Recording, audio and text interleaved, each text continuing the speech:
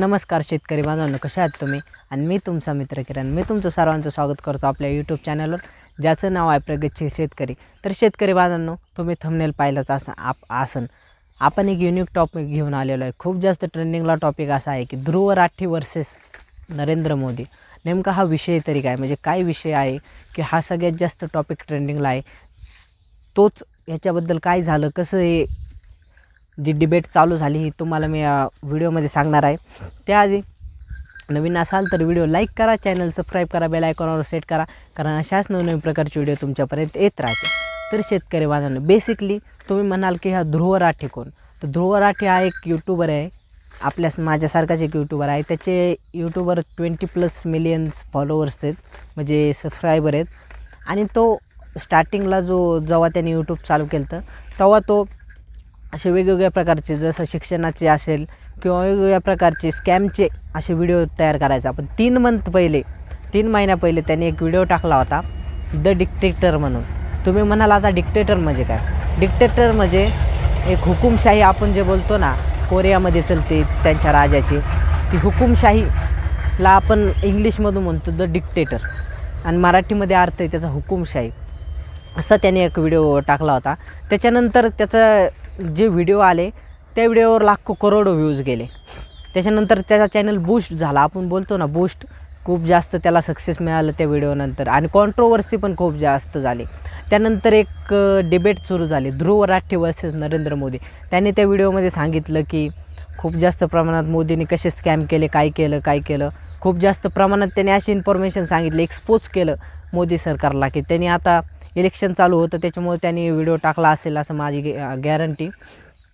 त्यांनी नरेंद्र मोदीला एक्सपोज केलं, म्हणजे त्याच्याबद्दल जे त्यांचे जुने स्कॅम होते किंवा जे काय असन ते त्यांनी स्कॅम मांडले. तिथं मी तुम्हाला सांगू शकत नाही आता तिथं काय झालं. तर तुम्ही प्रॉपर व्हिडिओ पाहू शकता तुम्ही त्याचा जाऊन त्याच्या चॅनलला. हा व्हिडिओ काय प्रमोट करत नाही मी कोणाला, किंवा मी कोणाची साईड घेत नाही, किंवा मला वाटलं म्हणून हा मी व्हिडिओ तयार करतो. कोणाची साईड नाही घेत मी या व्हिडिओमध्ये, किंवा काही करत नाही.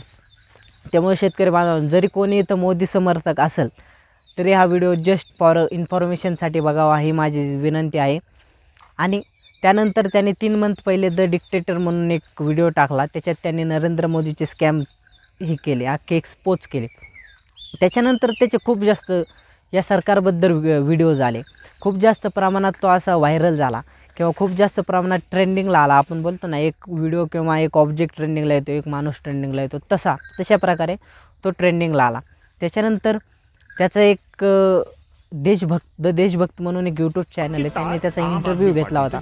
त्याच्यात त्याला एक क्वेश्चन विचारला होता की तुम्हाला विरोधी पार्टीवाले पैसे देतात का? तेव्हा तो बोलला होता, जर मला पैसेच घ्यायचे असते तर मी BJPकडे गेलो असतो ना, कारण सगळ्यात जास्त पैसे त्यांच्याकडेच आहेत. त्याचा व्हिडिओ क्लिप पण आहे माझ्याकडे, मी तुम्हाला दाखवतो ते व्हिडिओ क्लिप पण. त्यानंतर तो बोलला की त्या इंटरव्ह्यूमध्ये असे अनेक गोष्टी विचारल्या गेल्या त्याला, की काय झालं, म्हणजे का तुम्ही तो व्हिडिओ बनवला. तो बोलतो की आपली अशी अवस्था साऊथ कोरियासारखी नाही व्हावं म्हणून मी असे व्हिडिओ बनवले. आणि लोक त्यानंतर तो इंटरव्ह्यूवाला जो होता तो त्याला म्हणला की तो असे व्हिडिओ बनवले पण लोक जागृत होतील का, किंवा लोक मोदी सरकारला निवडून नाही देणार असं होईन का? तर असं नाही आहे शेतकरी बांधवांनो. शेवटी मत आपलं आहे, आपण कोणालाही निवडून देऊ शकतो. आपली स्वतःची मनचं आहे की आपण कोणाला मत देऊ शकतो.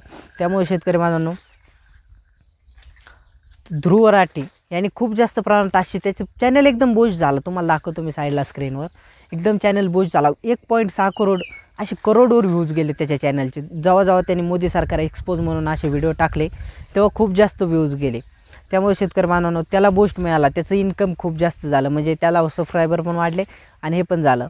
आता तुम्ही बोलाल मोदी सरकार ॲक्शन का नाही घेत त्याच्यावर? कसं काय ॲक्शन घेणार? घेऊ शकत नाही मोदी सरकार ॲक्शन. आता जर तुम्ही मोदी सरकारने जर त्याला पैशाची ऑफर दिली तर तो इतका बेकार माणूस आहे की तो स्वतः त्या पैसे किती दिले, काय ऑफर दिली त्याच्यावर सुद्धा व्हिडिओ बनवू शकतो. तो इतका मोदी समर्थक नाही आहे, तो इतका मोदीला असा विरोध करतो जास्तीत जास्त प्रमाणात. त्याला असं वाटतं की मोदी जर निवडून आला तर परत त्याची हुकुमशाही वाढेल किंवा द डिक्टेटर तो होईन, किंवा आपण तो जसा बोलन तसंच आपल्याला करावं लागेल, असं त्याचं म्हणणं आहे.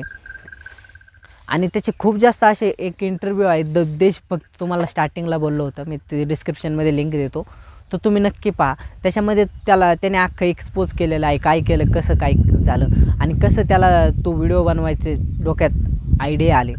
तेव्हा तुम्ही म्हणाला आता आपण परत टॉपिककडे येऊया की मोदी सरकार का नाही काय करत. तुम्हाला सांगितलं व्हिडिओ त्याला जर पैशाची ऑफर दिली तर तो व्हिडिओ हे करेन किंवा तो व्हिडिओ बनवेन डायरेक्ट, आणि त्याला जर जेलमध्ये टाकला तर मग परत कॉन्ट्रोवर्सी होईल. लोकांना वाटेल की त्यांनी जे खुलासा केला ज्या गोष्टीचा ते खरं होतं बाबा, की मोदी सरकार हे असं केलंच मोदी सरकारने, असं पण एक दुसरी साईड ओपन होऊ शकते तिथं.